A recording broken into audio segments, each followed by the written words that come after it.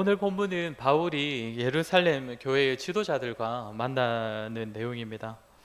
앞에서 우리는 바울이 3차 전도 여행을 마치고 예루살렘으로 가는 길에서 있었던 내용들을 다뤘습니다.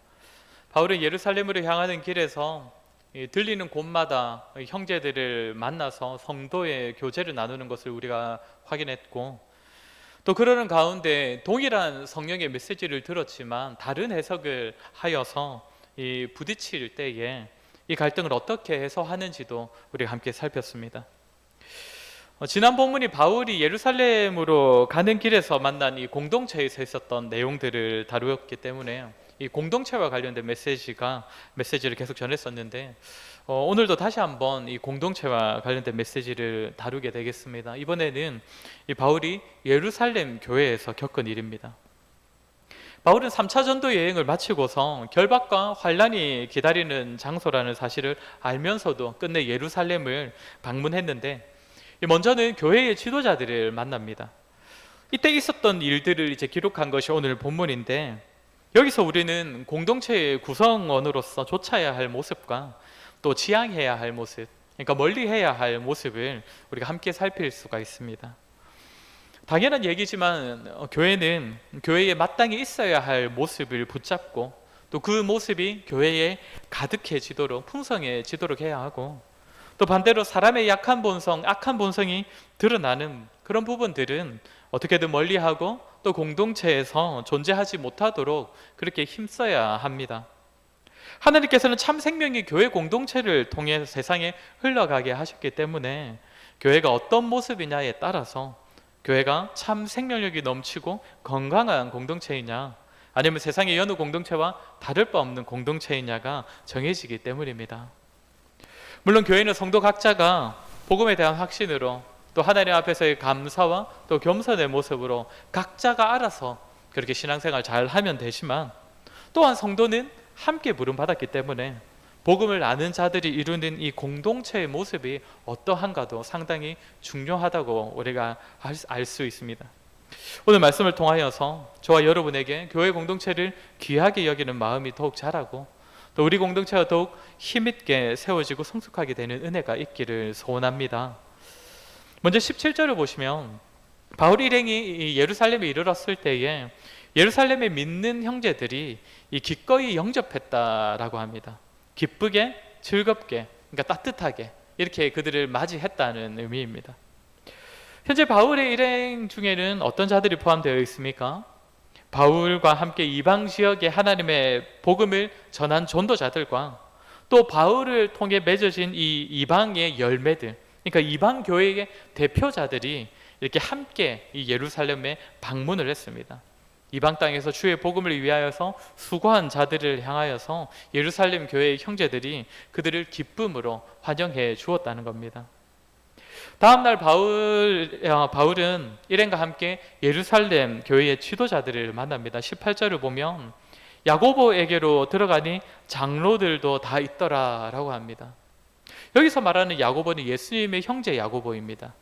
앞서 15장에서도 등장을 했었던 사람인데 초대 예루살렘 교회의 수장으로 알려져 있는 사람입니다. 바울의 선교 보고를 듣기 위하여서 교회의 대표인 야고보와 또 다른 이 교회의 지도자들이 함께 모였다는 것이죠. 바울은 이들에게 자신의 사역에 대해서 보고를 하는데 어떻게 말하고 있습니까? 19절을 우리 한번 같이 읽겠습니다. 오늘 보면 19절입니다. 시작.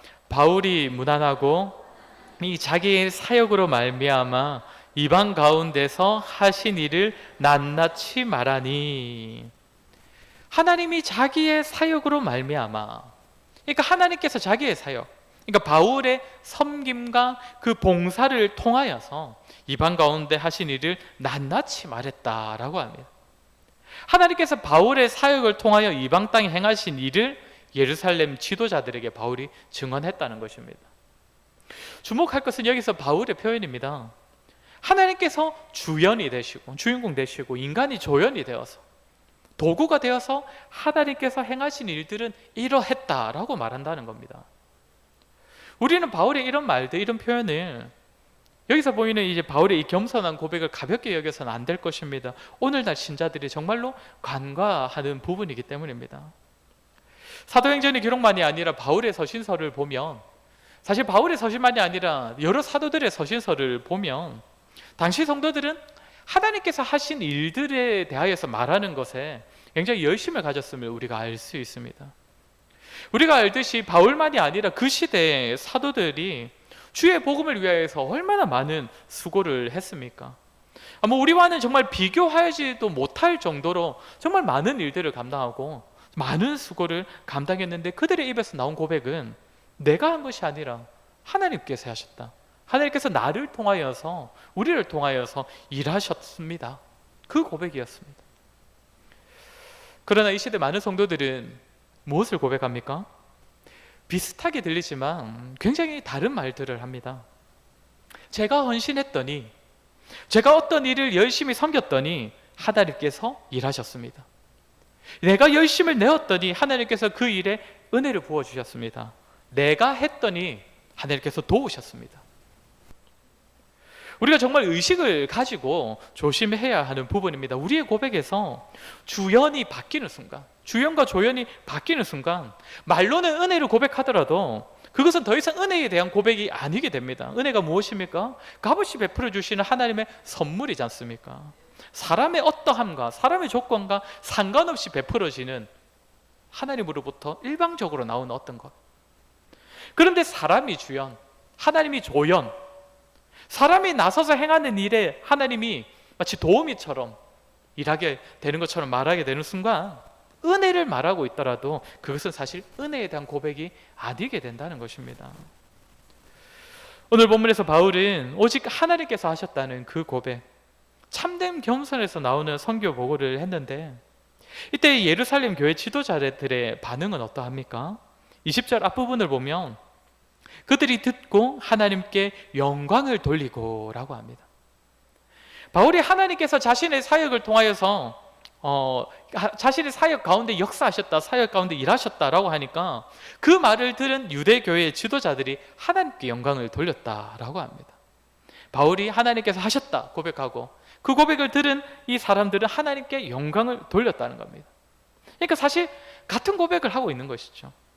이 유대인 신자들의 모습도 우리가 조그만 상상력을 발휘해 보면 바울과 다를 바 없는 겸손한 고백을 하고 있다는 것을 우리가 쉽게 알 수가 있습니다. 지금 바울이 이 선교 보고를 할 때 하나님께서 많은 열매를 주셨다고 말하는 그 현장은 어디입니까? 이방 교회입니다. 이방 교회. 안디옥 교회에서, 그러니까 이방 교회에서 파송받은 자들이 이방 지역으로 가서 복음을 전하여서 이방 땅에서 거둔 열매들, 이방 교회에서 거둔 열매들, 그것을 유대인들의 교회로 와서 지금 증언을 하고 있는 것입니다. 하나님께서 이방 교회에서 역사하셨습니다. 어쩌면 이 말은 유대인 신자들의 입장에서는 사실 달갑지 않은 그런 말일 수도 있습니다. 하나님께서 우리 현장이 아니라 저 이방의 현장에서 그토록 많은 역사를 이루셨다. 게다가 20절의 뒷부분을 보면 이 유대인 그 지도자들이 뭐라고 하냐면 유대인 중에 믿는 자 수만 명이 있으니 라고 말을 합니다. 그러니까 예루살렘에는 비록 물론 예수님을 아직 믿지 않는 자들이 훨씬 더 많이 있었지만 그래도 회심하여서 복음을 받아들인 수만 명의 신자들이 있었다라고 말을 하는 겁니다. 이는 이방 교회와 비교를 해보면 수적으로는 훨씬 많은 숫자입니다. 그러니까 복음으로 인한 열매를 말할 때 숫자로만 따져본다면 유대인들의 교회가 자랑할 것이 훨씬 더 많다는 것입니다. 사람의 심리가 좀 그렇지 않습니까? 누군가가 뭔가를 자랑할 때에 그 자랑하는 부분이 나에게도 좀 비슷한 부분이 있다, 아니면 나에게 좀 더 많이 있다 싶으면 자랑을 듣다가도 내 자랑으로 또 받아치는 또 이런 심리가 꼭 사람들에게 있지 않습니까? 누군가 아들 자랑을 하면 꼭 내 아들 자랑도 또 하고 싶고 막 그렇게 막 받아치는 게 또 사람의 심리지 않습니까? 예루살렘 교회가 비록 형편이 좋지는 않았지만 수적으로는 이방인 교회들보다 더 많은 부흥을 경험했었습니다. 그러나 예루살렘 교회 지도자들 역시 바울과 동일한 그러한 신앙 고백이 있었습니다.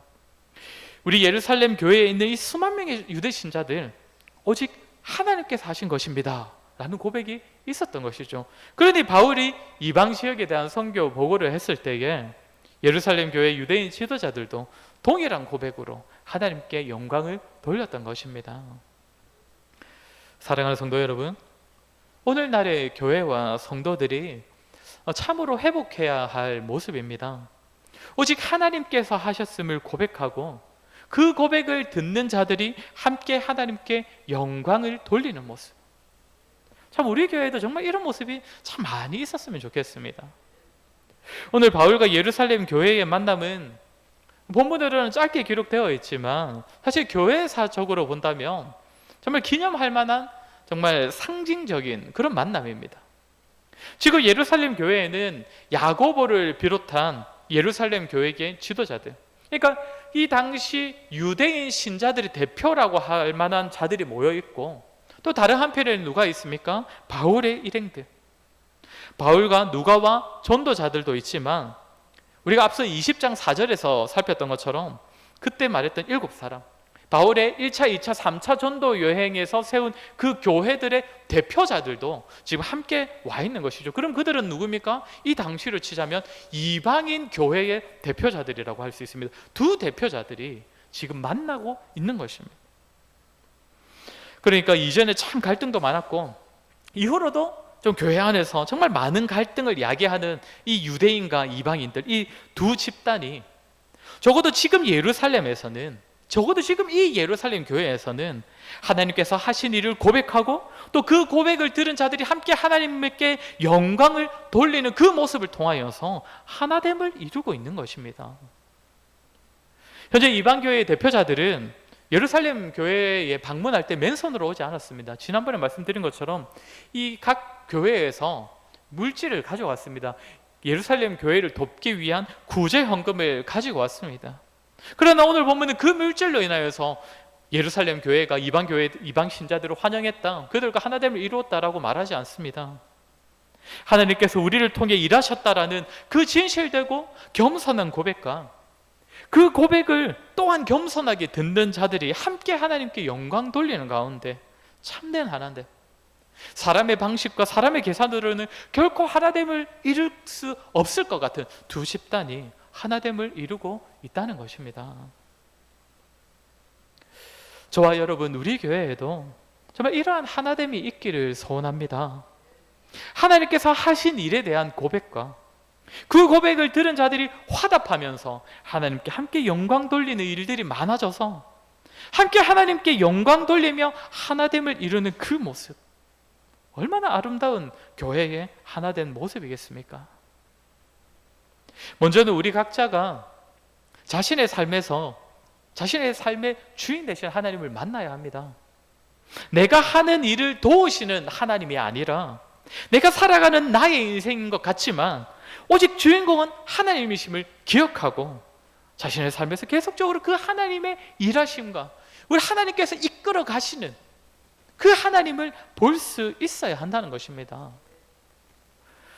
성도는 모든 삶의 현장을 성도답게 또 복음 가운데 있는 그 생명을 흘려보내는 존재로 이 땅을 살아가야 하는데, 그것이 과연 성도 자신의 힘으로 가능하겠습니까?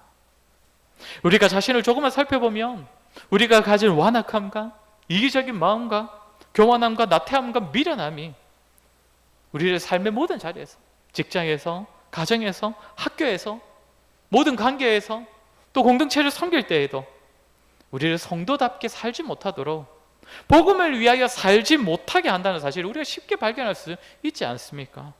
우리는 스스로의 힘으로는 결코 우리가 살아가야 할 그 마땅한 삶을 살아내지 못하는 존재입니다. 우리가 이 사실을 분명하게 인식할 때에 우리 삶에서 나타나는 그 어떤 선한 결과도, 그것이 크든 작든 완악하고 부족한 나 자신이 아니라 오직 하나님께서 나를 통하여 일하셨다는 사실을 고백하게 될 것입니다. 그리고 그러한 겸손의 고백이 우리 공동체 안에서 나누어져야 합니다. 하나님께서 하신 일들을 정말 깊이 살펴서 자신에게 베푸신 은혜에 대하여서 자신을 통하여 행하신 그 일들에 대하여 다른 사람들에게 할 말들이 우리 모두에게는 있어야 합니다. 성도가 모여서 정말 함께 주의 몸된 교회를 섬기고 또 함께 봉사하고 또 나눔의 시간을 가지는데 그 안에 하나님이 없으면, 하나님께서 하신 일들에 대한 증언과 고백과 나눔이 없으면 정말 그 모임, 그 공동체의 주인이 누구라고 할 수 있겠습니까? 자기 삶에서 역사하시는 하나님을 믿음의 눈으로 바라보고 겸손함으로 하나님께서 하신 일들을 다른 사람들에게 고백하고 나누고, 그 고백을 듣는 자 역시 겸손하게 듣고 받아서 함께 하나님께 영광을 돌릴 때에 그 교회는 참으로 하나님께서 주인 되시는 교회, 생명력이 넘치는 교회가 될 것입니다. 그리고 교회가 이러한 모습으로 세워질 때에 참으로 하나된 공동체, 오직 하나님께만 영광을 돌리는 모습으로 하나됨을 이루는 참 귀한 교회로 세워질 것입니다. 그렇게 사랑하는 성도 여러분, 기간별로나 또 구역별로 가지는 나눔의 시간들을 정말 가볍게 여기지 마시고 적극적으로 참여하시고, 또 참여하셔서는 또 적극적으로 나누시기 바랍니다. 개인적으로는 정말 이런 나눔이 있는 시간들 정말 자주 가졌으면 좋겠다는 생각이 있습니다. 우리의 삶에 흐르는 하나님의 은혜가 우리 각 사람, 우리 개인의 입을 통하여서 다른 성도들에게 들려지고, 그 고백을 듣는 사람은 비록 하나님께서 나에게 베푸신 은혜가 아니라 저 사람에게 베푸신 은혜이지만 그 은혜에 대한 고백을 들으면서 살아계신 하나님을 다시 한번 만나고 또 그 은혜를 함께 사모하게 되고 함께 하나님께 영광 돌리고, 그때 우리 교회는 참되게 하나됨을 이루는 아름답고 귀한 공동체로 세워질 것입니다. 저와 여러분을 통하여서 우리 교회에도 이러한 은혜가 충만하기를 주의 이름으로 간절히 소원합니다. 이렇게 유대 신자와 이방 신자의 연합이 하나님의 일하심을 고백하고 또 들은 자들이 함께 하나님께 영광 돌리는 가운데 아름답게 이루어지고 있지만, 이와 동시에 또 연합을 방해하는 요소가 하나 등장을 하고 있습니다. 우리 21절을 우리 한번 같이 읽겠습니다. 21절입니다. 시작. 네가 이방에 있는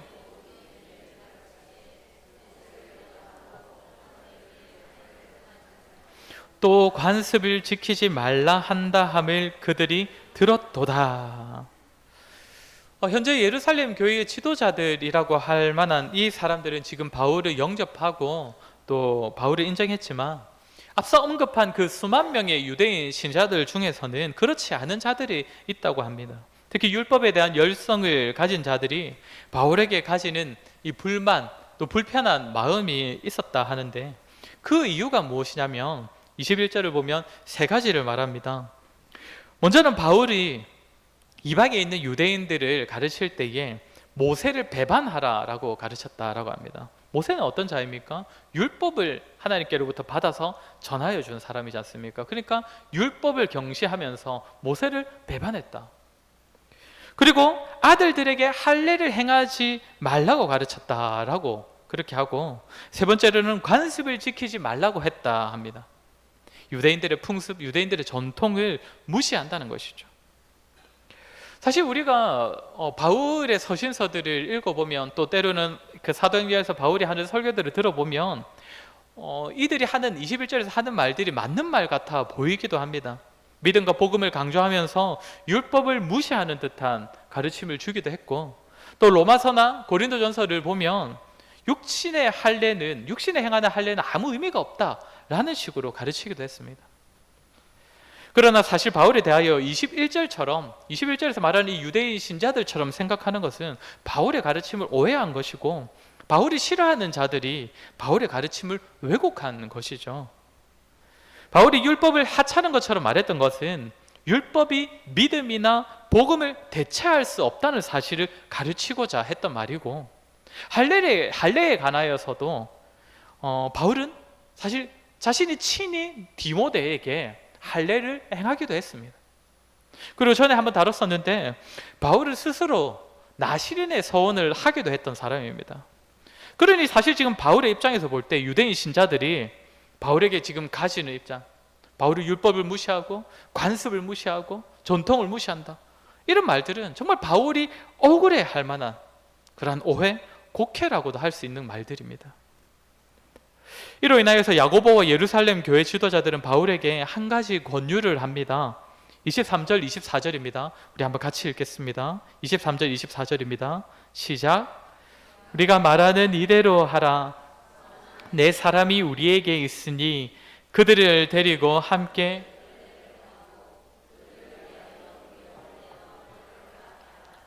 그러면 모든 사람이 그대에 대하여 들은 것이 사실이 아니고 그대도 율법을 지켜 행하는 줄로 알 것이라. 사실은 바울이 그런 사람이 아니라는 것을, 그러니까 오해를 풀 수 있는 한 가지 방법을 권유합니다. 서원한 네 사람이 있으니 이들과 함께 결례를 행하라 라고 합니다. 그리고 거기에 드는 비용도 바울에게 당신이 지불하라 라고 합니다. 여기서 서원한 네 사람은 나시린의 서원을 한 것을 말하는 것이고, 행하는 결례는 나시린으로서 서원한 기간이 끝났을 때 행하는 이 정결 예식을 말하는 겁니다. 그리고 바울이 행해야 하는 결례는 이 당시에 이방 지역에 오래 머물다가 온 유대인 신자들이 마치 좀 부정해서 또 정결하게 하는 그런 정결 예식이 있었는데, 이제 그것을 바울에게도 받으라라고 권하는 겁니다. 야고보는 나시린의 서원 기간을 마친 네 사람과 함께 이 바울까지 이게 결례, 정결 예식을 행하고 그것에 드는 비용도 지불하라고 권유를 하는 겁니다. 사실 바울이 받아야 할 그 정결 예식은 어느 정도의 비용이 드는지는 알지 못하지만, 나시린의 정결 예식에 드는 비용을 이제 민수기 6장에 따르면 결코 적은 돈이 아닙니다. 한 사람당 순양 2마리, 그리고 암양 1마리, 그리고 이 외에도 여러 가지 도구들이 필요합니다. 야고보는 바울이 이렇게 함으로써 바울의 가르침을 왜곡하는 자들과 오해하는 사람들의 생각을 바꿀 수 있다고 말하는 것입니다. 그대에 대하여 들은 것이 사실이 아니고 그대도 율법을 지켜 행하는 줄로 알 것이라. 이러한 야고보의 권유를 들은 바울이 어떻게 행동합니까? 다른 말을 하지도 않습니다. 26절을 보면 바울이 이 사람들을 데리고 이튿날 그들과 함께 결례를 행하고, 그러니까 이 말을 들은 그 다음 날에 바로 결례를 행했다는 겁니다. 사실 바울의 입장에서는 억울한 겁니다. 자신의 가르침을 제대로 알지 못하는 사람들이 왜곡하고 오해하여서 마치 바울을 무율법주의자로 만들어버린 것이기 때문에 바울의 입장에서는 억울하기 때문에, 바울이 평소에 잘하는 것처럼 사람들 모아서 설교하고 가르치고 나는 그런 자가 아니다, 그렇게 변론하고 또 글을 쓰고 그렇게 할 수 있었을 것인데, 그런 마음의 소리들 다 삼키고 그저 야고보가 권유하는 대로 자신이 한번 숙이고 들어가는 것입니다. 야고보의 권유대로 다 행하여서 나도 당신들과 동일한 입장입니다를 직접 보여주는 것입니다. 바울은 지금 자신의 억울함과 상한 감정을 토로하는 것이 중요한 것이 아니라 오해를 해소하는 것이 가장 중요한 것이기 때문에 잘못된 이해를 가진 그들의 입장이 되어서 하고 싶은 말은 삼키고 야고보의 권유를 받아들여서 그대로 따른 것입니다. 이처럼 바울은 진리와 상관없는 부분에 있어서 자신의 고집을 부리지 않았습니다. 바울은 진리에 있어서는 타협이 없는 사람이었지만 율법, 관례들, 환례 받는 것들, 관습들, 이런 부차적인 것에 대하여서는 목을 매지 않았던 사람입니다. 만약 누군가가 율법, 할례, 관습 그런 것들을 다 행하여 천국 갈 수 있습니다, 구원 받을 수 있습니다, 이런 소리를 했다면 바울이 아마 목숨 걸고 싸웠을 것입니다. 그러나 지금 유대인들이 가진 오해는 바울이 율법과 할례와 관습을 무시한다, 지키지 말라고 한다 라는 것이었기 때문에 바울은 기꺼이 정결 예식을 행하고 다른 사람들의 비용까지 지불하는 적극성을 보임으로써 자신 역시 율법과 할례와 관습의 그런 유익들을 인정한다, 그 사실을 보여주었던 것입니다. 성도 여러분, 사람들이 모이는 곳에는 반드시 비본질로 인한 문제들이 발생하게 됩니다. 그런 걸로 인한 갈등이 발생하곤 합니다.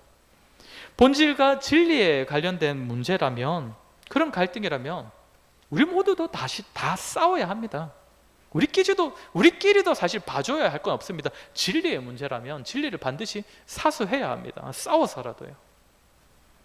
그러나 많은 비본질적인 것들이 서로를 왜곡된 시선으로 바라보게 만들고 서로를 오해하게 만들고 갈등을 야기하곤 합니다. 그때 우리는 자신의 입장, 자신의 의견과 고집을 세우는 자들이 아니라 공동체의 덕을 세우는 자들이 되어야 할 것입니다.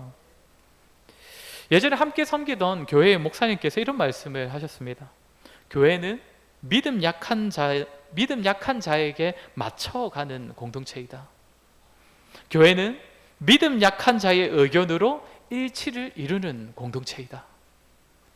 나의 의견, 비본질적인 부분에 대하여서 나의 생각을 기꺼이 내려놓을 수 있는 사람이 아직은 비본질적인 것에 마음을 많이 쏟는 그런 약한 자를 배려하는 공동체, 그렇게 하나됨을 이루는 공동체가 덕을 세우는 공동체라는 것, 오늘 이 바울의 행동에 딱 들어맞는 그런 가르침입니다.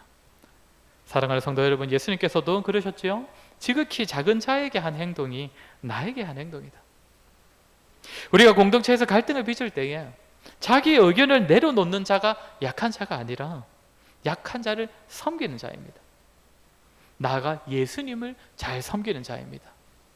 저와 여러분이 그랬으면 좋겠습니다.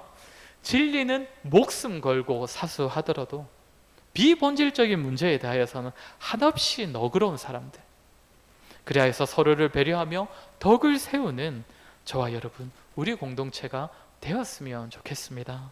오늘 들은 말씀처럼 저와 여러분, 우리 교회가 하나님께서 하신 일들에 대한 나눔이 풍성해지고 그로 인해 하나님께 영광 돌리는 아름다운 모습으로 하나됨을 이루며 진리 외에는 정말 비본질적인 문제에 관하여서는 한없이 관대하고 너그러운 성품으로 서로를 섬기는, 서로에게 맞춰가는, 그렇게 덕을 세우는 공동체를 이루는 자들 되기를 주의 이름으로 간절히 소원합니다.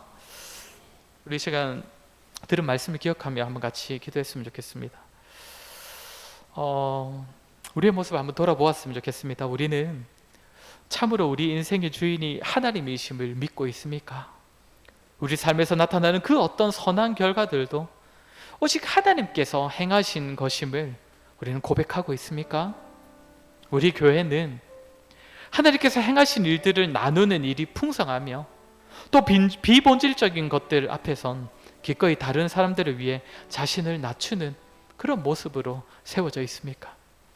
우리 시간 말씀을 기억하며 한번 같이 기도했으면 좋겠습니다. 하나님, 매일의 삶에서 우리와 함께 하시고 친히 우리 삶의 주인 되시고 우리 삶에서 친히 행하시는 하나님을 볼 수 있는, 그 하나님을 바라볼 수 있는 믿음의 눈을 허락해 주시옵소서.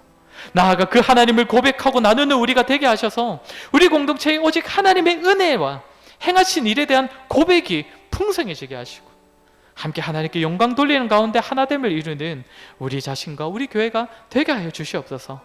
나아가 진리와 본질은 우리가 목숨 걸고 수호하지만 비본질적인 문제에 관하여서는 기꺼이 자신을 낮추는 자, 다른 사람의 입장을 맞춰가는 자, 그런 자가 되게 하여 주시옵소서. 우리 시간에 들은 말씀을 기억하며 우리 한번 같이 기도하도록 하겠습니다. 기도하겠습니다.